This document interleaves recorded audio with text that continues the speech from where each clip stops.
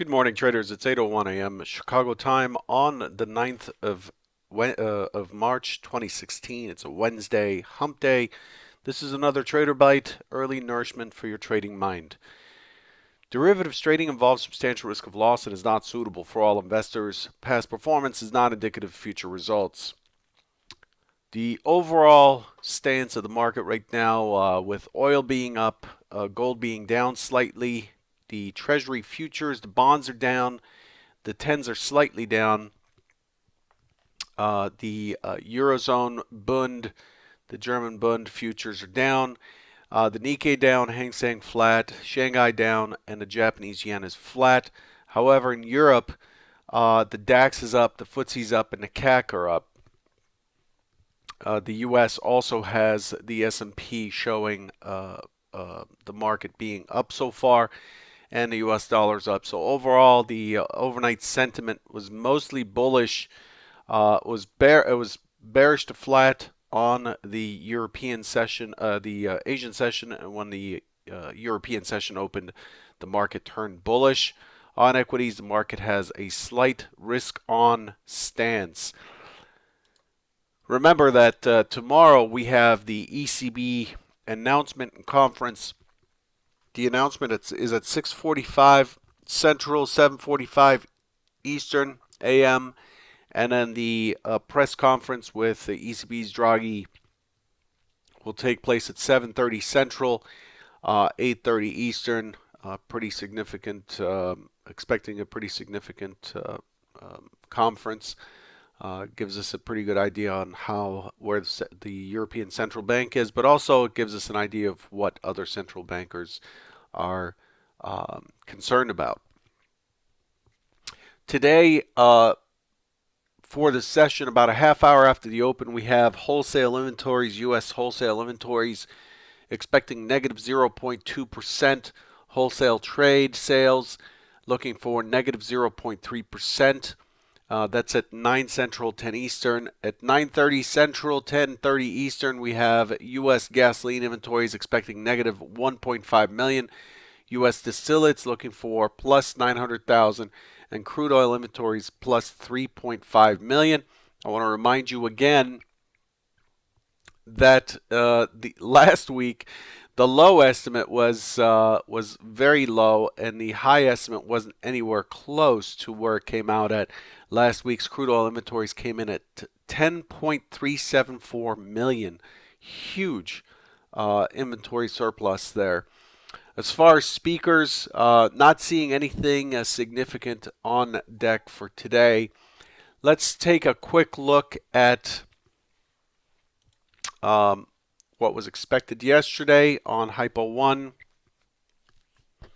So here's a video from yesterday. You can see the date is from yesterday's date.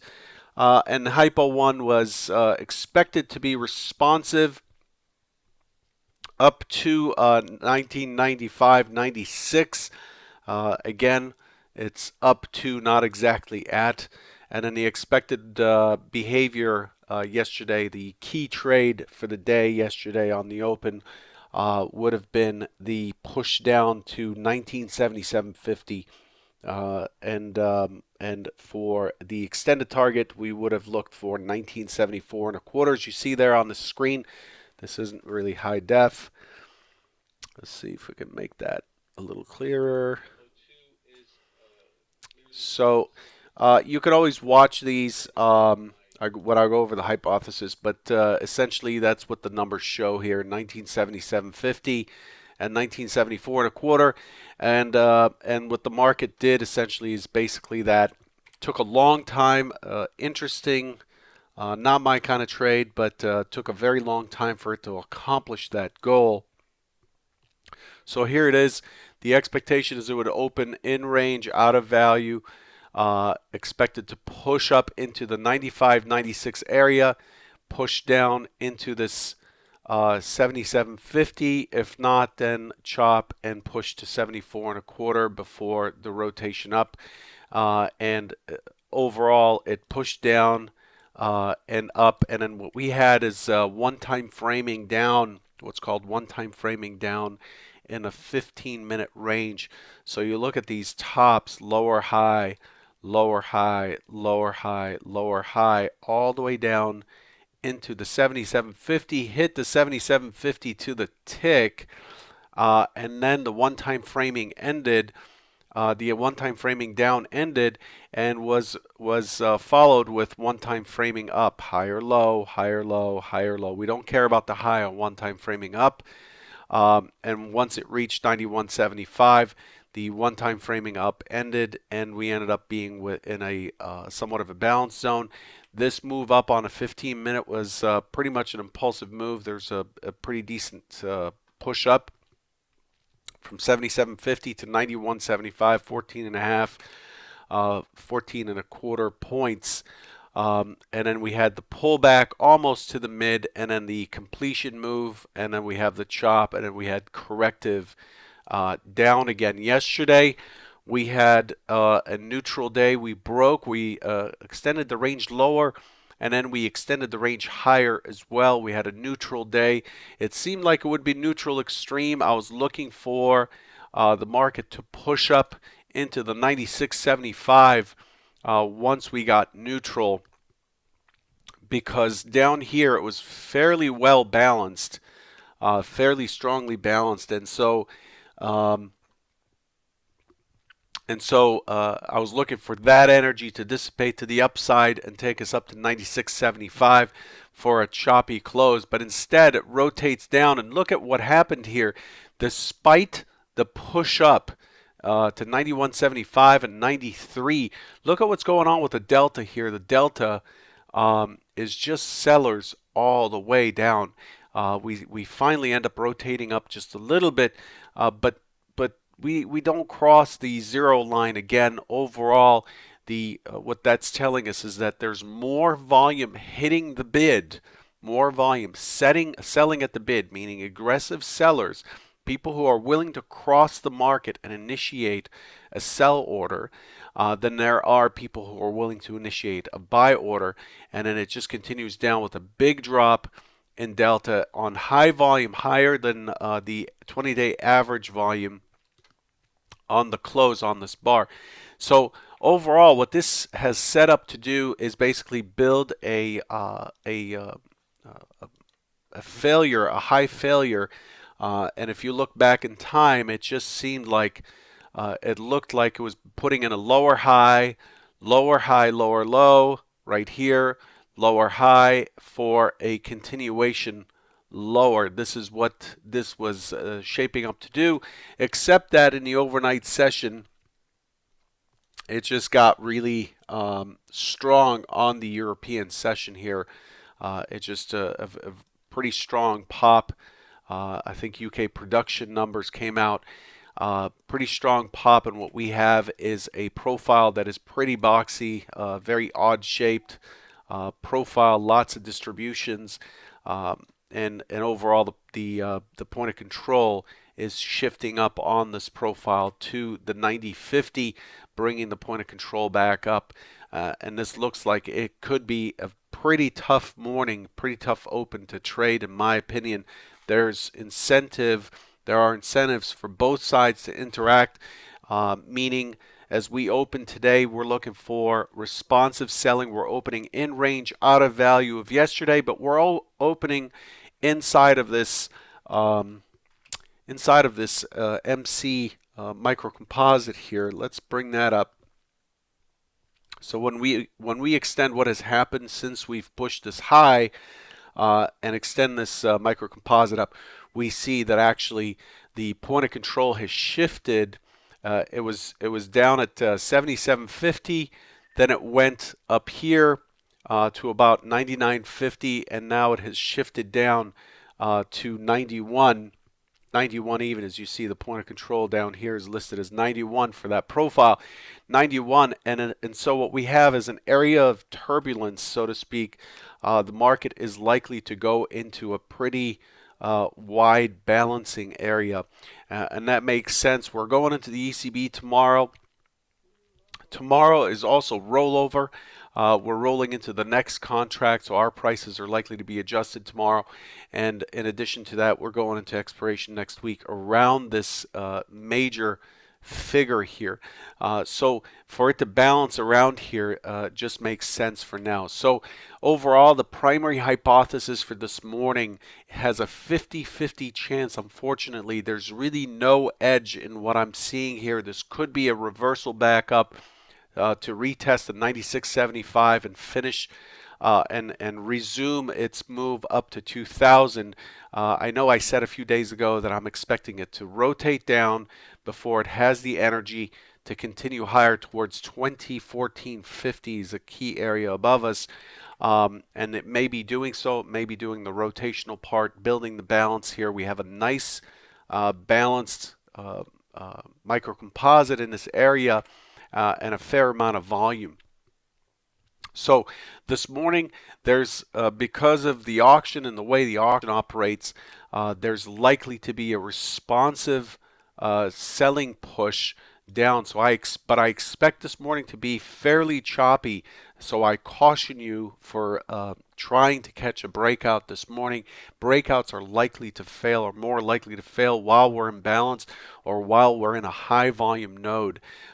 So the expectation is it will be choppy. It'll look like it wants to do something, but overall I expect it to attempt to rotate lower, and I expect it to find buyers for the rotation up, and I expect it to just be rotational much of the day. That's the primary expectation for today. Chances of it pushing higher first or lower first are pretty much 50-50, but given that we closed with the point of control beneath us, we have migrated the point of control down pretty steadily over the last couple of days, and we have the points of control beneath us, and now we're shifting up. I expect that this point of control is likely to be a magnet and attract price to it, but the composite point of control is above us, and that creates as a counter force, so to speak, for the selling. So overall, I think that I'm from what I see here, the expectation is for it to attempt to go lower, chop around, and likely to become a pretty wide rotational day, potentially a neutral day. Again, today we had neutral yesterday, and we're likely to get neutral today. So that's how things are shaping up today in the S&P. My time is up. I'm doing my best to keep these videos as short as possible so you can finish your prep and move on to taking a couple of minutes of just closing your eyes, being silent, and just visualizing for a little bit before the market opens and off to the races we are. I strongly suggest, especially if you're trading a smaller account or have a tight risk parameter, I strongly suggest you skip the first half hour trading. And while you're skipping the first half hour trading, I'd like to show you something that you ought to do. Somebody wrote to me over the weekend and said, well, you keep giving us this first hypo, going over the first hypo, but when it's done, I have no idea what to do. And I just want to remind you that the first hypo just sets up the day and tells us what our initial trade is. My goal here with these Trader Bites is not to give you your homework, is for you to just watch and do it. But overall, the question you want to keep asking yourself, and the question I constantly keep asking myself, is what is the market trying to do? How good of a job is it doing? And in getting there, and overall, we're looking to answer these questions to arrive at the main answer to the main question, and that is what is likely to happen next, right? So this is as it does its thing. I'm constantly verifying. Okay, which side is the side that is winning this? So I look at the rotations here, six and a quarter point rotation down, back to the mid. That's a setup for me right here. Back to the mid, looking for the rotation down to continue. Looks like sellers are doing a good job of pushing lower, so I'm trading from the sell side until that's canceled. So as we move forward, we're constantly reading this. Oh, looks like buyers are stepping in. Here's a larger rotation pushing up. So looking for an exit at the mid. Get your exit right here. On and on and on. And on choppy days, it keeps you on the right side. Here's Here's a zipper, consolidation zipper, so looking for the break of that. The break is lower, still looking for that lower low on this large rotation earlier, and on and on and on, and you're just narrating the process. So as the market is playing out bar by bar, you want to sit there and narrate what is happening. And here it is. Here's the touch of 77.50 to the tick. Okay, the primary hypothesis is done. Now we're looking for who takes over at this point. Who's likely to take over? Here's your largest rotation of the day, 7.25 rotation up. So now you need to start thinking, okay, this point of control here has brought in the buyers, so I cannot take. I've got to set that sell bias aside. Hypo one is complete. Now I'm looking for evidence for pullback and a continuation up. So as the market continues to trade, that's the evidence you're looking for. Remember, we're evidence-based trading. We're trading the market action. Here's your pullback. This pullback is about the mid of this rotation here. So a 7.25 point rotation, 3.75 down. That's about almost exactly 50% pullback. That's a pretty decent area. And I'm looking for that 84.75 to be taken out. Remember, I'm just looking for a couple points per trade on average per contract. And if it keeps running, it keeps running. So that's your goal, is to just continuously narrate the market. And over time, as you go from stage 2 of competence to stage 3, you won't need to do that anymore. It just happens automatically. Again, I'm going over my time, but I wanted to share that and give you a little something to consider as part of your routine. It's really important to play back markets. If you lose your spot and can't see what the market is doing, it's imperative that you go down to the time frame you trigger off of and play the market back. See what it's doing. It's if you're not doing playbacks on a continuous basis and you're inconsistent and are getting frustrated with learning the market and starting to blame the market for being impossible or whatever, one of the things you ought to be doing is consistent playbacks. It doesn't matter what the software is, just do consistent playbacks and just read the market. And that's what you want to get good at. Don't rely on those indicators. Read the market. Use your indicators as you normally would, but read the market action itself. The market is singing all day long. It's telling you, here's what's happening, here's what's happening. And your goal is to figure out what's likely to happen next and go for the higher probability trade with defined risk. Balance all of that, and I expect that your edge will show up and you'll do fairly well. Good luck, and I'll catch you. Take care, guys.